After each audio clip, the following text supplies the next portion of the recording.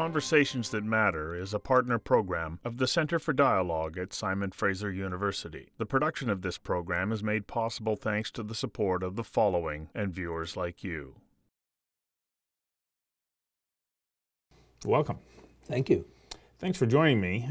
You have raised an interesting issue. When you brought this up, and in some ways the defense of white men in their temerity around entering into frank, honest discussions about multicultural issues, what was it that you were hoping to achieve? Well, first of all, I was not really defending the white men. They don't need my defense. A brown old guy, can't really defend them.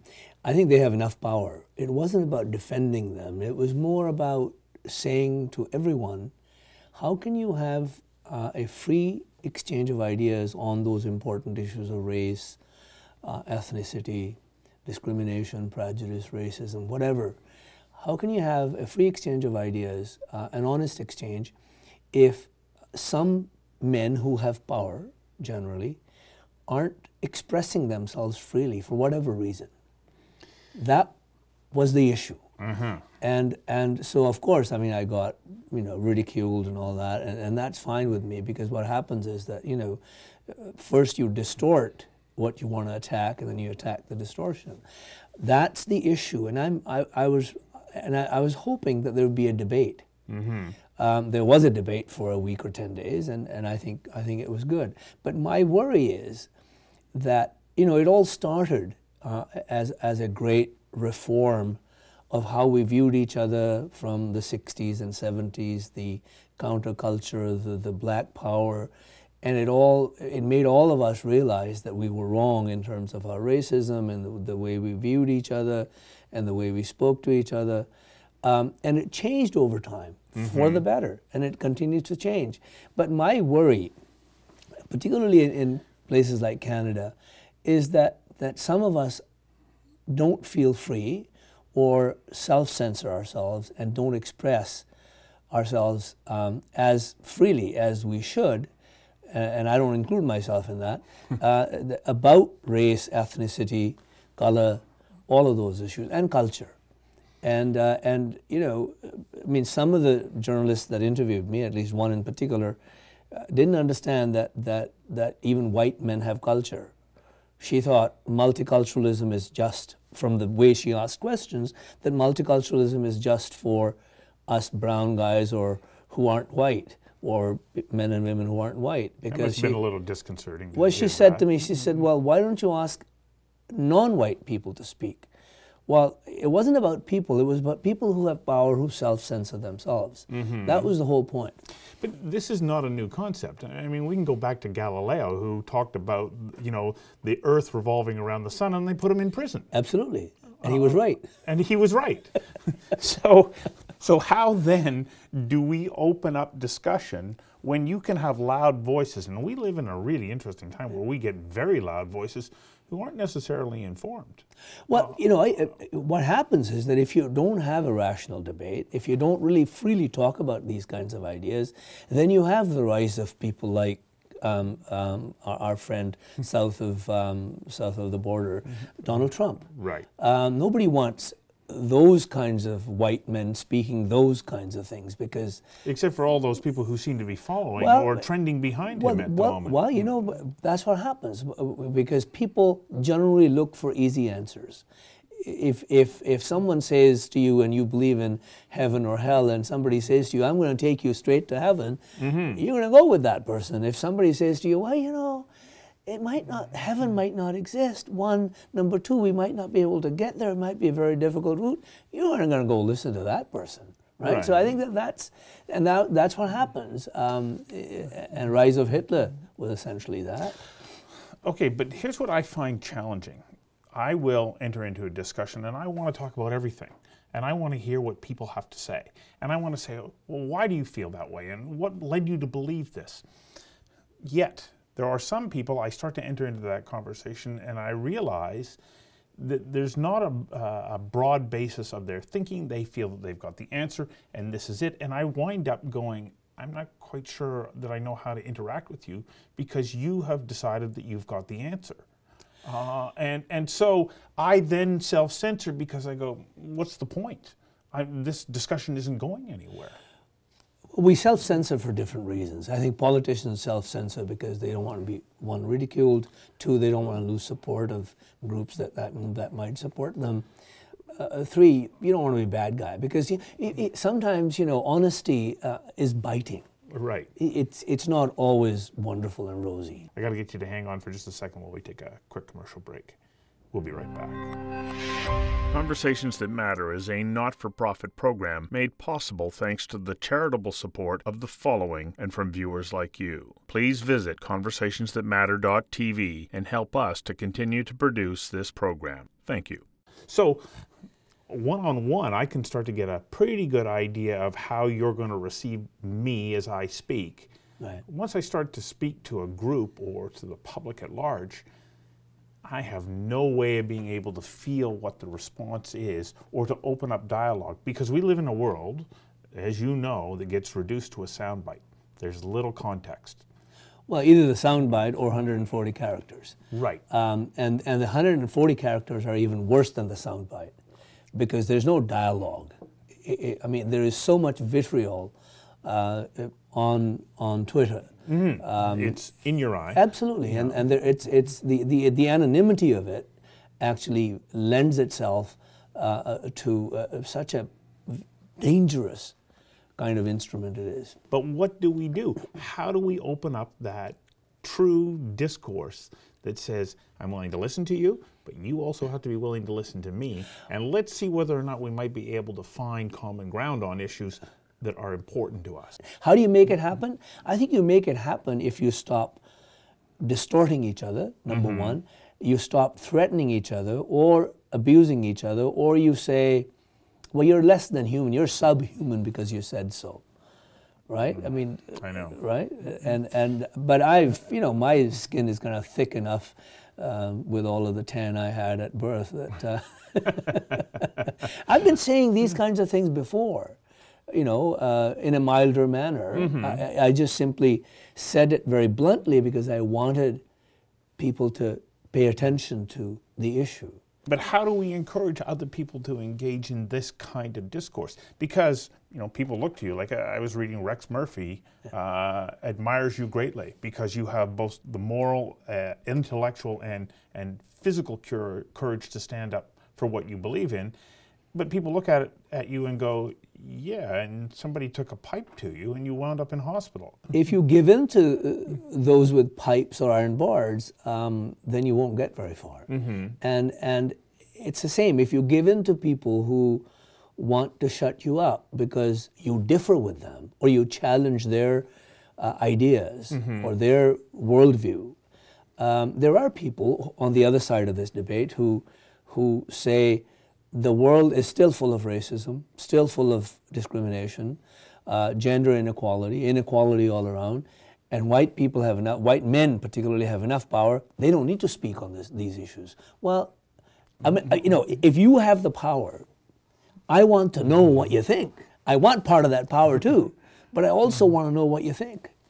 Have you seen this article that's been out, I think, in the last 2 weeks or so by an American woman, a black American woman from California, Britt Bennett? And it's like, I don't know what to do with good white people. Have you seen this article? No. She basically says, I don't know what to do with them because I don't truly understand where they stand, what their intention is. And she talks about the fact that when her mother was growing up in the south of the United States, she knew exactly what to expect. She knew what racism was all about. I think I read that. I think, yeah. Now that you mentioned that. I have to read you a line from her where she says, like, she tends to agree with you. She maintains that in the sanitized culture we live in, racism is hiding. And she says, when you're surrounded by good white people, we have more to fear than from racism that announces itself. I couldn't agree more. Isn't that a remarkable thing to say? We want to know what each of us is thinking under those circumstances. Well, she goes on to say that we want to believe in progress. in the idea that history marches forward in a neat line. It transcends differences and growing acceptance in how white people have become in being inclusive and how good they are. And as a result, she says, we expect racism to appear in a cartoonish kind of way with some sort of villain twirling their mustache. And she says, but we are right now standing at that gap between who we are and who we think we are. This political correctness is seeped into not just the powerful white men. It also, is within the cultural minorities. You have like, I came to Canada in 1968. The Aboriginal people in Canada were looked down upon then, much more so. It has changed. But within certain parts of the community I live in, there's a residue of that kind of attitude towards the First Nations. There's a residue of attitude towards the gays and lesbians. And there is a residue of attitude towards other minorities. Like you go and travel in a car. I was traveling in a cab once, and somebody says to me, "Oh, that driver must be Chinese." And I was the Attorney General at that time, and I'm sitting in the car in the back seat, and I said to the person, I said, "You know what you just said was wrong. You don't know, like, not all Chinese are bad drivers, right? And not all bad drivers are Chinese. Not all bad drivers are Chinese." Yeah. And luckily what happened for me, that the cab driver had to stop parallel to the other person, and it happened to be a white person driving the car. And I'm the brown guy, right? In the pointing back. out that you shouldn't be that way. This is our second of 3 breaks. We'll be back in a moment. Conversations That Matter is a not-for-profit program made possible thanks to the charitable support of the following and from viewers like you. Please visit conversationsthatmatter.tv and help us to continue to produce this program. Thank you. Stereotyping is a shortcut to critical thinking, and it is not particular to any group of people. Absolutely. I went to an event the other night about racism in the city, and I came away disappointed because the frank, open, honest discussion that you advocate wasn't there. I think what we've lost in all of this is the space to be honest. We want to be liked all the time, so we shut up. I have been going to these meetings on multiculturalism for ages.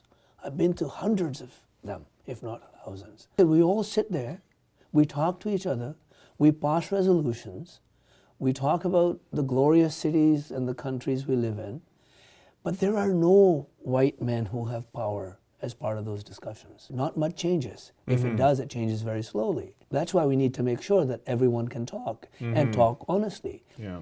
Even amongst ourselves sometimes, the non-white, if I can use that term, it's hard to be honest because, you'd be ridiculed. Right. And with me, when I was the Attorney General or Premier or an MP or Minister of Health, whatever, whenever I had the opportunity to speak to minority crowds, I would always raise the issues of equality. Always. About gays and lesbians, about the First Nations, about blacks, about you name it. And I would say to them, your equality is tied up with the equality of everyone else. Yeah. Right? You are less than equal if others are not equal. And I used to be told off by conservative people, particularly in my community, why are you talking about equality for gays and lesbians? My answer was always to them that I want to have a fair society where my children live and my grandchildren live. And when I was the AG, I used to give this example, and in fact, one of the journalists said, well, you shouldn't be doing this, but I did. I have 3 sons, and all 3 of them are, heterosexual. But I would say, when I was talking about, I would say, if one of them wasn't, am I going to love him less than the other 2?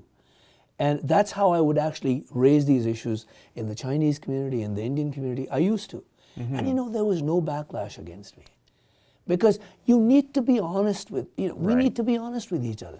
And we aren't. No, we are not. But I have this tendency to look at the society that we live in, and what I want to see is that everybody has equal access to opportunity.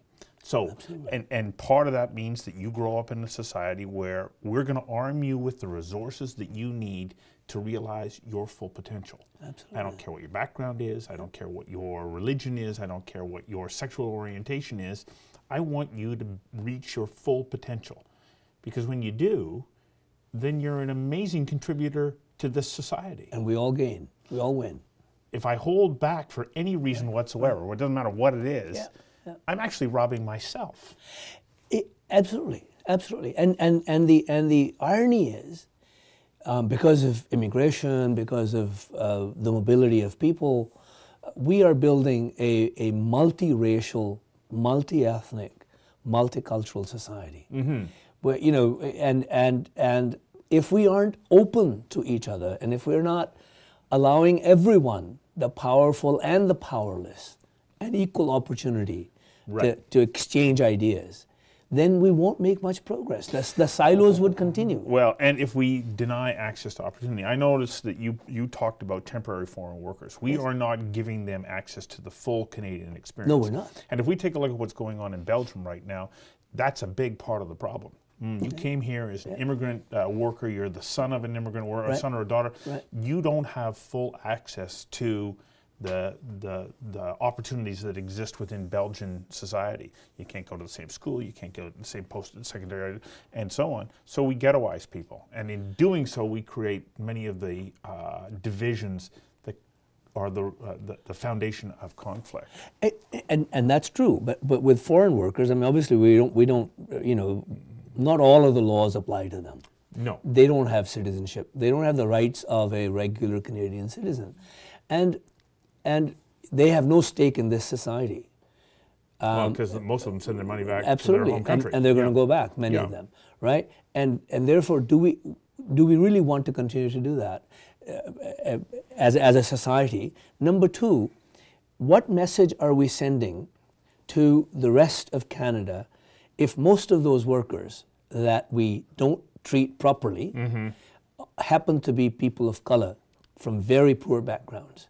What message are we sending to Canadians? Are we an egalitarian society? Are we building an egalitarian society? Even if they go back, doesn't matter. I mean, but you know, you're not building a great society by bringing temporary foreign workers. You are building a better society, I must say, even with refugees, because refugees are people who are running away. They're coming here to build a life. They're coming here to save themselves and build a life for themselves. They would be better citizens than temporary foreign workers who have no stake in this society. Final break. We'll be back in a moment. Conversations That Matter is a not-for-profit program made possible thanks to the charitable support of the following and from viewers like you. Please visit conversationsthatmatter.tv and help us to continue to produce this program. Thank you. One of the big challenges that I think that we have in this country, and we're nowhere close to addressing it, is how do we redress our catastrophic relationship with First Nations? It's you know. Can I tell you this? Yeah. And maybe I'll be shot down for this. I think many of us across the country,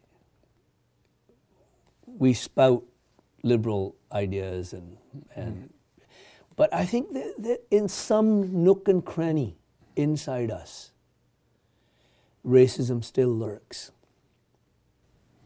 And it's directed at First Nations. Absolutely. Yep. You know, on the totem pole of respect that we hold people in, our First Nations people are generally at the lowest end. Yeah. And that's a disgrace. But the fact is, we don't admit it to ourselves. When I say to you or say to the rest of the world, First Nations are the victims of racism or have been of cultural genocide. Yes. then I'm not including myself generally, right? But when I speak about that, I usually say we, not you. Because I know, I come from a society, I grew up in a society which was based on caste, which was based, and caste originally was based on color, long time ago, thousands of years ago. The word varna, that's the word for caste, means color. Right? A Sanskrit word. So India is the most color conscious country in the world, Indian culture. And so I'm aware of that. And when I talk about, I say we, I don't say you, because I know I need improvement too. But I think ultimately the problem is that many of us aren't honest with each other. And that's why, you know, when I wrote that piece, Silencing of the White Men, it wasn't coming to their defense. I just want to know what they think, right? I want everyone in Canada to know what the powerful think so that we can change things. I hope that we can. You know, I was moved a number of years ago. I was listening to former Prime Minister Paul Martin with Sheila Rogers on CBC Radio. He was now a backbench MP, and he was still fighting, trying to get the Kelowna Accord passed. Absolutely. And she said, why? Like, why? And he said, you know, he says, it troubles me when I see so many Canadians who think that they are so well-intentioned, they'll reach out around the world to look after some group in Africa or South America, but they're unaware of what's happening in their own backyard. And Paul Martin, my friend, has been doing a wonderful job. He has a foundation dealing with these issues. And I know he's instrumental in helping entrepreneurial endeavors within First Nations communities. Absolutely. And you know, for me, if there's anything Canada needs to do before anything else, it is to ensure that the First Nations of this country become equal citizens. They aren't. They aren't. No, they are not. They do not have equal access to opportunity. No. And you know, and I look at it this way. I mean, I think if I remember right, my ancestors, or people who came here, my kind, people from India, my kind of Indians, you know, they had the right to vote taken away from them in 1907. And they got the right to vote back in 1947. I believe the First Nations only got the right to vote in 1960. That's right. I know. Shame on us. Shame on us. So, last thing before we wrap up, just like that, we're out of time. How important do you think respect is if we want to have open and honest dialogue? I hear people talk about all these other things, but I think at the core of it is, do I respect you? Do I respect you? Yeah. And do I respect myself enough to be honest? To listen to you. Absolutely. Thank you very much. Thank you. I wish that we could do this like 40 more times. Yeah, maybe we'll do more. Absolutely.